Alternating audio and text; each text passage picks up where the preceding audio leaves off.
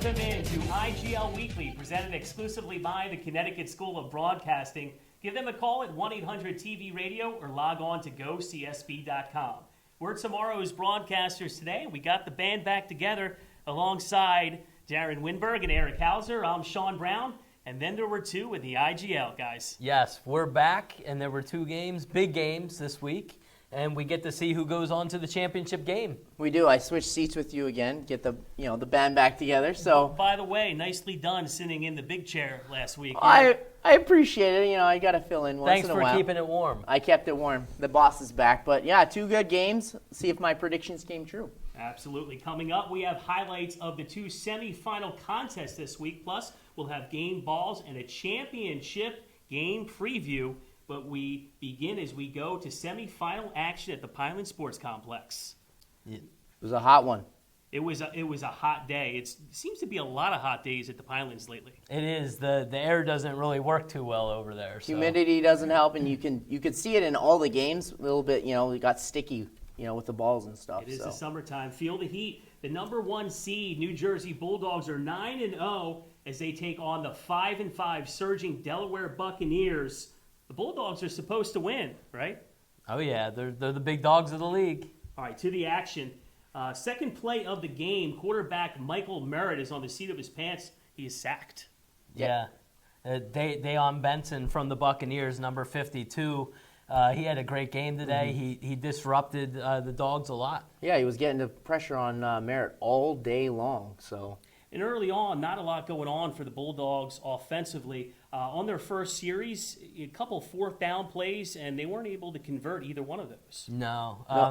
I was going to say, I talked to Coach Turk a few days ago, and he made sure to point out to me that the last time Merritt's been actually touched was probably the time they played the Bucs. They're the team that seems to be able to get through that line. All the other ones, he's been back there like a statue before, Well, and you also got to remember, this is their first game in like 20 days. And no matter how much you practice, you can never simulate getting hit. So the rush showed early on the Dogs. Yeah. All right, so like we said, the Bucs were able to take over as the Bulldogs were unable to really move the ball on their first series. On the other hand, the Bucs, they were able to do something and convert their fourth down conversions. Yeah, they had good pressure. The offensive line was holding up. They're having problems with some snaps, but Hobby was able to step up, and he played very well. They did very good their first play. Yeah, they converted a big fourth down conversion to number 19, Mike Summerford. He's a name we heard early and often in this game. Yeah, he's had a great game. He ended up with 2 touchdowns on the game, and he's a good receiver. He's quick, and he's got good hands. He does, and we've talked about him all year. He's been very well, and he definitely showed up in this big game. Yes. All right, so to another fourth down and 19 inside the 11-minute mark of the second quarter. Here's Dominic Hobby with a 35-yard touchdown to Summerford. That put the Bucs up 6-0. Oh, it was a beautiful catch, too. Good pass, but he went up over top, caught the ball. It was all-around good play. Got the momentum going. Yeah, and to tell you the truth, it seems like we've seen this a lot where the Dogs go down, they go behind first in the game, and they have to claw their way back a lot of times this year. Yeah, they either strike first or they get way behind. Yeah, so the question is, will they be able to come back from behind again?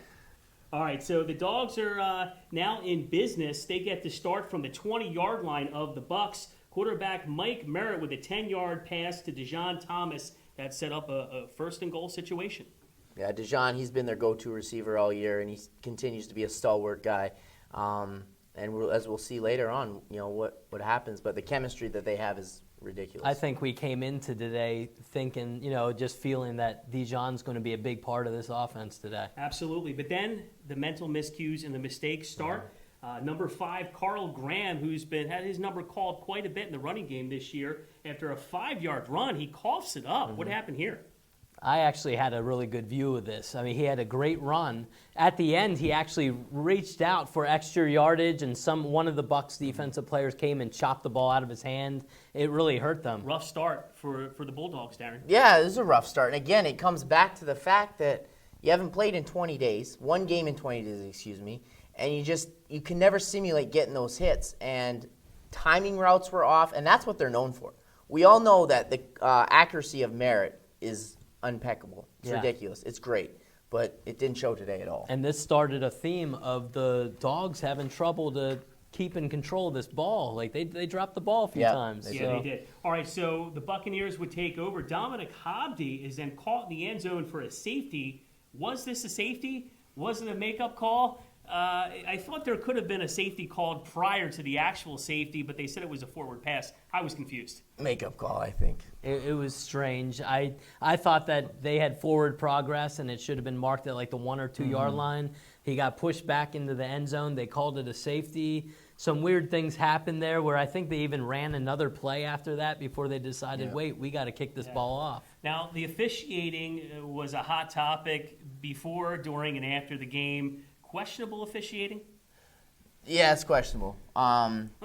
You don't want to talk bad about the officials. They're doing their job. They're not getting paid a lot for what they're doing, but you're expected to put a good product on the field. I just thought, I thought there were a lot of flags in the game. I say in a playoff game, let the guys play. You have to let them play, and they didn't let them play. There were some very strange calls that I didn't quite understand, and don't get me wrong, it went against both teams. Yeah, of course. The one that stuck out to me is Childs had a touchdown run. I mean, he was like a pinball. He was bouncing off of defenders, finally scored, but for some reason, one official thought he stepped out of bounds and blew the whistle before he even got in the end zone, and everyone was so confused, and then they had to play the play over again, and they ended up not getting in. Yeah. All right, so at this point, 6-2, Delaware up with about 7 minutes left in the second quarter. The Bulldogs would get the ball back. Denzel Jones takes the kickoff near midfield. It was a good return. Oh, it was a great return, a good block, but his speed, he cuts, once he makes that cut, pretty moves. Afterburner is gone. He makes people miss. He made this one move right away that he pretty much broke the defender's ankles. I mean, he's good, man. All right, so you tack on a penalty from the Bucs. Good starting field position for New Jersey, but then you got an unsportsmanlike and another penalty, and the Dogs do. Here come the mental mistakes again. They start to back up. Yeah. Mental miscues are this theme of this first 2 quarters that we've been talking about. Mental miscues. This is a team that's talented, but mental miscues have been their downfall all year. So what's going on at this stage of the game? New Jersey seems to be out of sync. They just seem to not be in sync, especially offensively. Why is that? What do you think? They were definitely out of sync. I don't know if it's because they've had so much time off. The heat really played a big part on these players today. Some people had heat exhaustion.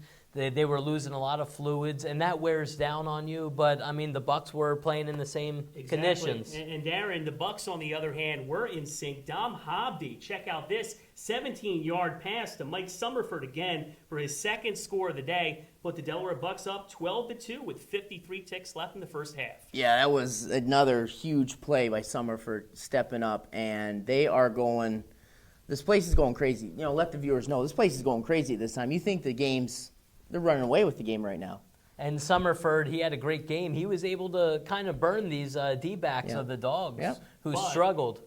But we've seen the Bulldogs come back before, especially after recess and halftime. They've come out, and they'll have to do it again. Coach Carter says they don't give out trophies at halftime. That is exactly correct. All right, so will New Jersey answer? 26-yard catch from quarterback MJM to Dijon sets up this next play with 30 seconds left before the half. Michael Merritt with a 16-yard touchdown strike to Dijon Thomas in the back of the end zone, and the Bulldogs, there it is, they're on the board. Yeah, and they this was very important because right before halftime, they got their team back in the game again. Got the momentum back, and that's what they needed because it was clearly on the Bucs side. And we've seen this a lot all season. These Dogs just find a way to come back. Tack on a 2-point try, direct snap to number 3. Eric Childs, fast lane, runs it in for 2. At that point, 12-10, the Bucs are holding on. Hopefully, the Bulldogs were hoping they could start to get the momentum. But yes. But before halftime, a backbreaker, as once again, you just kind of start to feel the momentum swing to the Bulldogs. That momentum was killed quick as Hobby scored a touchdown pass to number 53, Stan Kelly, for a 5-yard touchdown. And, well, there goes your momentum. Yeah, the big boy Kelly's, I guess he played kind of a tight end. I think he also plays line. He had a good touchdown, and that really deflated the Dogs a little bit. Well, right and there. let's talk about the pressure they were getting on Hobby all day. But he stepped up, and he made a great play once again, we're not underestimating. He made a great play to get it through and put his team up after they just got scored against. I want to point out that the Dogs got their paws on Hobdy a lot today, and he was able to get by. I mean, he was able to make plays even with Slocum would crush them and land on them. We saw that a lot today, but Hobdy was able to make plays. All right, so we go to second half action now. On the other hand, offensively, they did score 18 points in the first half, but the Bucs were having some problem with the exchange from the center to the quarterback, Dominic Hobdy. They like to do that shotgun formation, but I kind of wonder why they continued to do that, because the ball was skipping to Hobdy all day long. You know what? It was almost every snap Hobdy had to almost take the ball off the ground. And they didn't correct it at halftime. They came out in the second half, and it continued to happen. Go ahead. I was just going to say that also shows the athleticism of Hobdy to be able to, grab the ball down low like that and still make things happen. Another point, they were so far back. He was probably 2 yards back further than he normally is, for the fact that the line of the Dogs was getting to him all day, and he was getting crushed. Yeah. He's not a big guy, and he was getting pancaked. Yeah. Well, when you have Slocum and Alan Jones and those boys coming at you. Yeah. Now, we want to highlight a cheap shot. This isn't the first time we've seen this on quarterback Michael Merritt at the 6-minute mark of the third quarter. Big number 90 of the Delaware Bucks. John Johnson levels Michael Merritt when he's already down on the ground. Was this a late hit? I think so. Yeah, you could say it was, but you could see Merritt was maybe trying to get up. But you know what?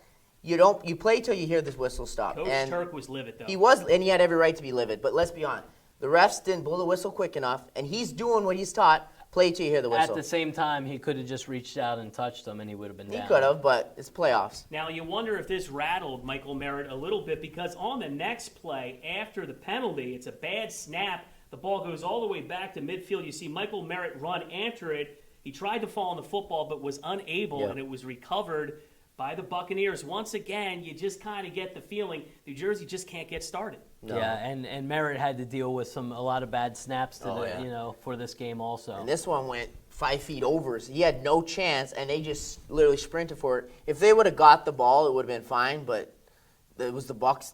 As of this point, it's the Bucs' day. Without a doubt. If you think about it, they both play in the same conditions, and both quarterbacks had to deal with bad snaps all game. Yeah. All right. Now, after all the chaos, there was some chaos. After it all cleared, we saw a big. Obviously, the Bucs took over.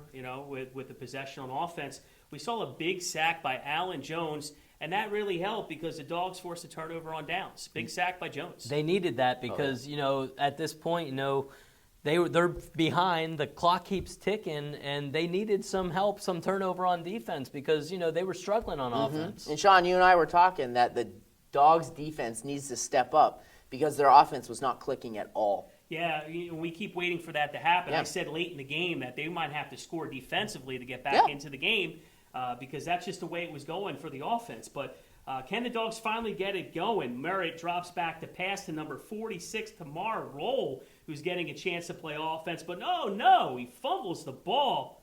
Wait, was it a fumble? Brown can't cause a fumble, right? Yeah.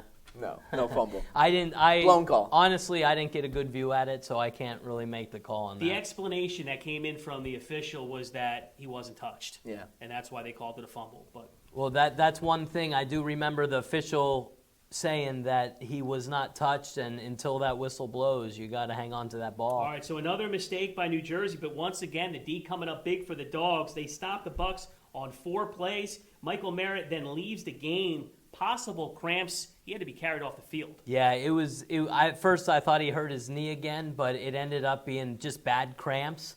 And like I said before, a lot of heat exhaustion in this game. He needed electrolytes. He was just cramping up. And it looked like his hip because he was grabbing for his hip, but thank goodness it was just cramps. And they tried to pick him off the turf, and he screamed. So luckily it was just cramps. All right, so here's a controversial play in the game. Touchdown negated. Watch this run by Eric Childs, number 3. Refuses to go down. He's a beast. But wait, was there a whistle?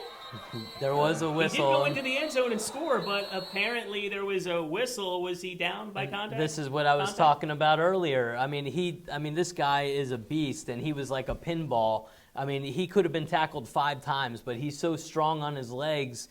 He didn't step out of bounds. It should have been a touchdown. The officials blew the whistle too early.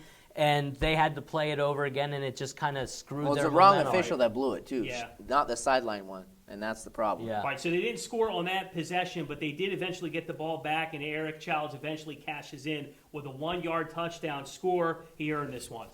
He did, yeah. I mean, Childs is a tough player, and, he earns every yard. You can see he goes full force. So it comes down to this, a 2-point try to tie the game up. At that point, 18-16. The Bulldogs are behind. They need the 2-pointer, but oh no, wait a minute, a screen.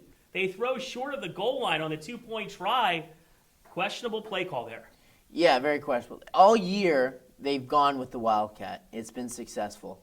Now, obviously, we're not the coach. Coach Turk obviously has a better idea. We just know what we see. And they were having effective with Childs running the ball. I don't know why they didn't run it. I think the screen call was a bad call, and obviously hindsight's 20/20. They didn't make it, and of course I can say that, but a lot of people were shaking, including us. We were shaking our heads. You got to throw it into the end zone there. If you don't throw it into the end zone, why not go with the play with Childs since it's been, effective? your bread and butter. Yeah. So with the failed 2-point try, ladies and gentlemen, we have a major upset. The number 1 seed New Jersey Bulldogs go down to defeat 18-16 by the Delaware Buccaneers. Stunning. Yeah, it's just stunning. All year, you guys have been more of a fan than I have of them, and they've proven me wrong. Congratulations, you guys. I'm eating crow nationally on TV. I'm eating crow. Good job. Got to give credit, Eric, to the Delaware Bucks. They've been knocking off some of the top teams in the IGL. We said that they've been surging over the last several weeks. They won it, and they came and got it. They did, yeah. They knocked off the Steelers last week. And who did they play the week before that?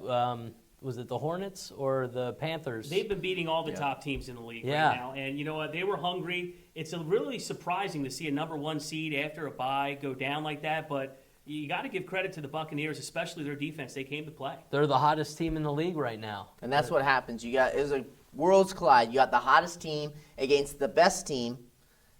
The best team was not playing up to par. The hottest team kept going, and that's what happened. And sometimes in sports, when you get that momentum rolling late in the season, you get hot. It's tough to stop. And I think that's what happened with the Bulldogs. Yeah, and when I interviewed Coach Karn after the game, he explained to me that they were not an arena football team. They played outdoors. So every week they had to kind of adjust to this game, and they're getting better. All right, so that's why you play the game. That's exactly right, Darren. Tough pill to swallow. The New Jersey Bulldogs, they were hoping to play in 2 weeks, but instead they're going to be on the golf course as the Delaware Buccaneers.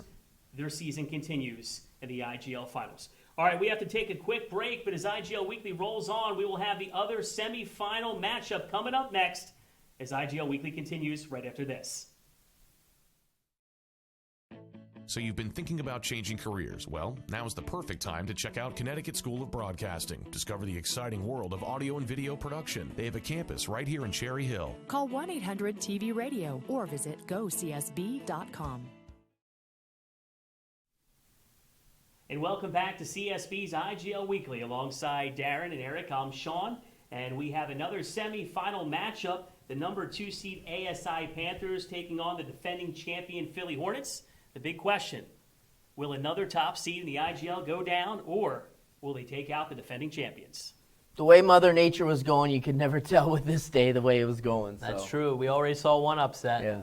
Now, before the game, I actually had a word with Coach Bill Mathis, and he actually said a couple of things. Warren Martin will be playing in this game, and Coach actually referred to him as the team's MVP this year, Eric. Yeah, he's a big leader on defense. He's had a lot of sacks this year. He's done a lot for the team. Also, they got a couple other big players back in the lineup. Why don't you tell the listeners who came back for the Panthers? Yeah, Terrence Osborne and Foxworth are back. And, Foxworth, I thought, was their best player other than Brown Lee this year on offense. And Osborne was he's great in the backfield. Great defensive player. Started the first play, he got an interception on his first defensive play. Yeah. So and hopefully some of these additions will kind of make up for the loss of Chris Brownlee. You can't replace him, but, hopefully that would help the Panthers out a little bit.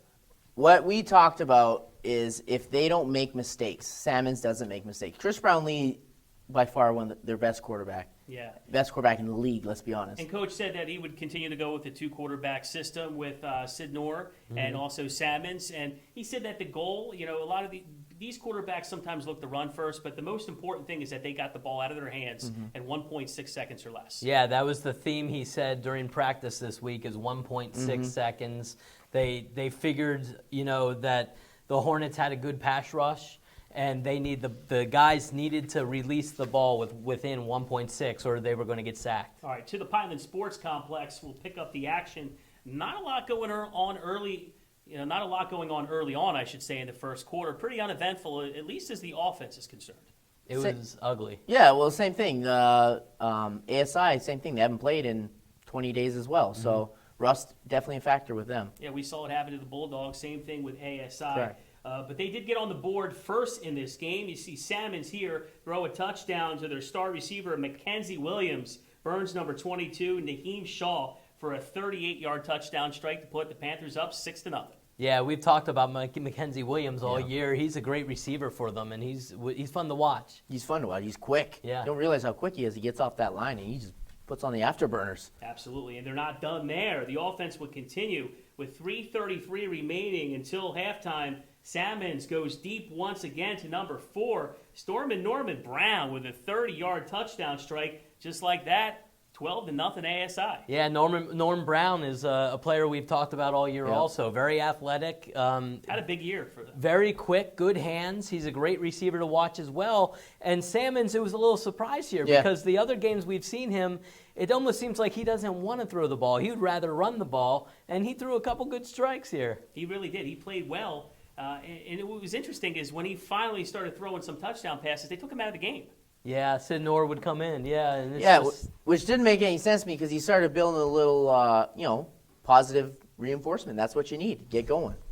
Yeah, all right. So here we see a fumbled snap in the end zone. Philly gets on the board. The Hornets get a safety. At that point, they cut the lead to 12-2. But that's really all that they could muster. Right. A lot of turnovers on downs for both teams, but especially the Hornets here. And, maybe this was a little momentum for them. What was going on with Muhammad Abdullah? How did he play in the first half? It seemed like he wasn't really having a great game. No, he wasn't having a first game. And actually, I was talking to him, and he admitted he wasn't having a good game. The defense is the only reason why it was only 12 points and not probably 24. Yeah, he didn't look like we've seen him at some points. He just didn't look like he was clicking. But he did complete this pass here to Jerry Waters, who catches it at midfield. And Waters did a nice little spin move there, and then he's gone. Took it to the house for a score. At that point, it was 12-8 ASI. Yeah, that was big for Waters to step up like that because they're missing Damon Ing, who injured his knee last week. And Waters comes in his position, and he stepped up good for them. Now, it's interesting you should mention Damon Ing because he was on the sideline with us as we were covering the game, and he said there's an outside chance that he might actually play if they make it to the championship game. Yeah, he said his knee, the swelling had come down a lot, but it wasn't all the way gone. The doctors told him to wait until that swelling was all the way gone. I think it was smart for him, even though he wanted to play. But he's got 2 weeks, and I think he'll be out there. Now, he was diagnosed with an MCL strain, right? Not a tear. It was a right, strain, not a tear. Which is why he's got a potential opportunity to play in 2 weeks. And I think knowing him, I think he will play. All right, so to the second half, we've got a 3-yard touchdown run by number 9, Steve Burrows. Gives the Hornets the lead, 14-12. Yeah, Steve, we've talked about him early in the year. He's a big part of this team. He's probably one of the best running backs in the league, and he had a big run here. And right there, you can see the momentum starting to shift. ASI was, carrying it, and then all of a sudden, they're coming back. They're defending champs for a reason, right? Exactly. Can they hang on, though?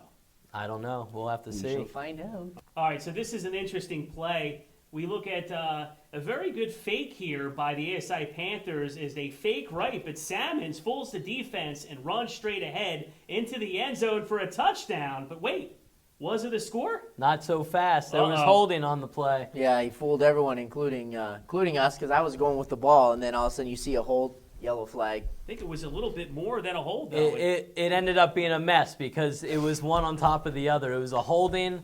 Then there was some arguing from a player, personal foul, and then the bench got involved, started yelling at the refs, another personal foul.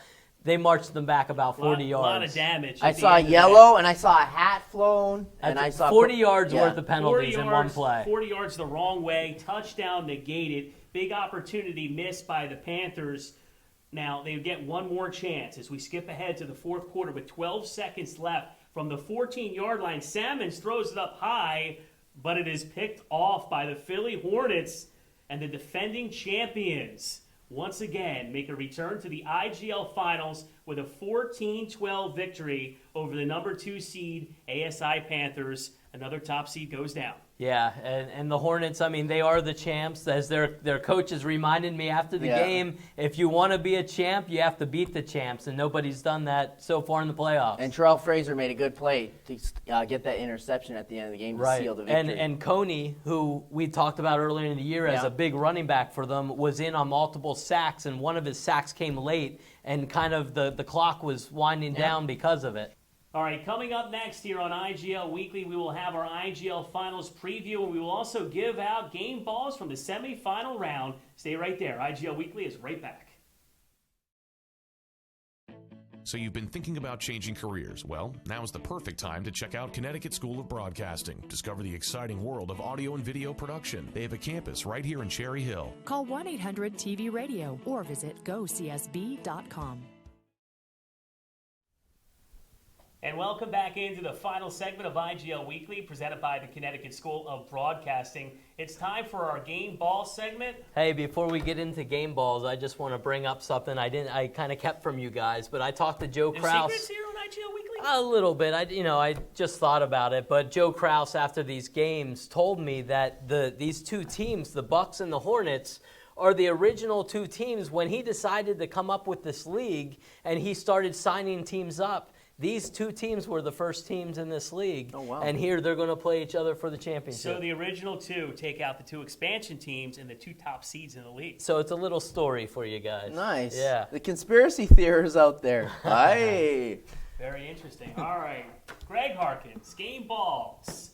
My game ball goes to, I'm going to give it to number 9, Stephen Burrows of the Philly Hornets. He had the big go-ahead score that put the Hornets up 14-12. Later in the game, he was injured. It looked like he hurt his leg or his knee. He was able to get up. He did throw his helmet, but he, basically was limping a little bit after the game. But his score put his team back in the IGL Finals. Stephen Burrows, game ball. That's a good pick. I mean, we called his name a lot this year. He's a good player. Great player. My game ball goes out to the Bucs defense. The whole defense, the line was great, putting pressure on the quarterback, and the defensive backs really shut down those dog receivers today. And not to mention, they really held Dijon Thomas in check for the first time this season. They did, and I think the Bucs matched up the best against the Dogs all year. Yeah, they played them 3 times. So by the third game, they knew them really well, and they were able to shut them down. 3 close games. Yes, sir. Yes, sir. How about you, Darren? Mine goes to the offense, number 19, Mike Summerford. 2 touchdowns. Great game. Kept them, basically won the game for him. Buccaneers receiver. Yeah, Buccaneers receiver. 2 great touchdown catches. So, Mike Summerford. He did have a great game. I've always wanted to play quarterback. So that's my only chance. Stick to this job. All right, so now we're going to set up the finals of the IGL. It will be coming your way the weekend of the 3rd, August 3rd and 4th. Talking to Joe Kraus, before and after the game. They seem to want to play this game at Wells Fargo Center down in Philadelphia. They're going to work out the logistics and all the details, but it appears that both teams will have a week to prepare.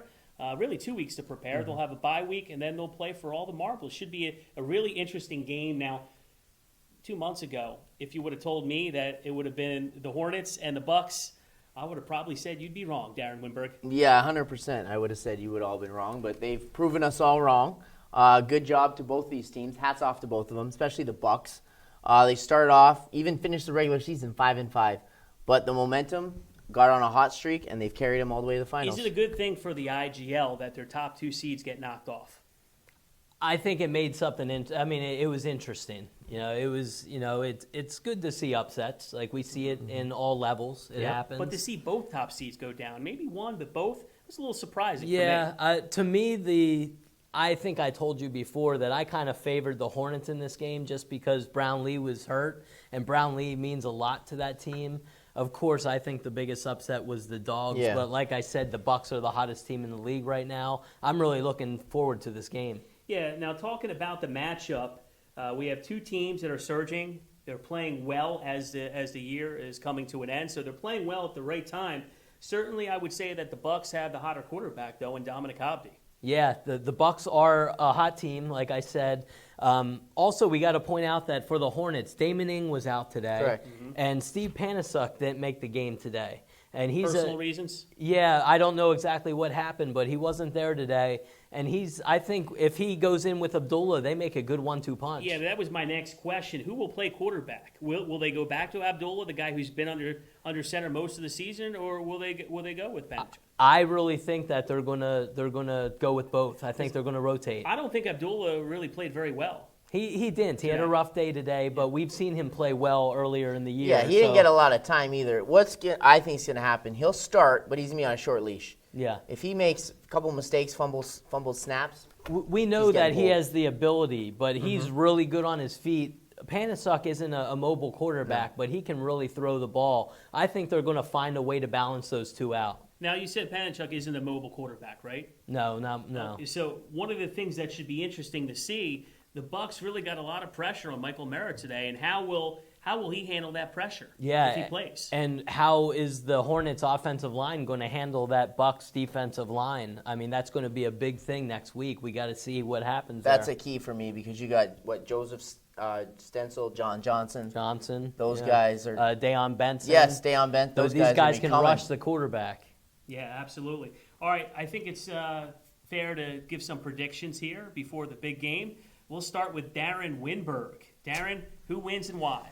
I got the Bucs winning 30-22. Close game. I think the Hornets, it's hard to repeat. In any sports, it's hard to repeat.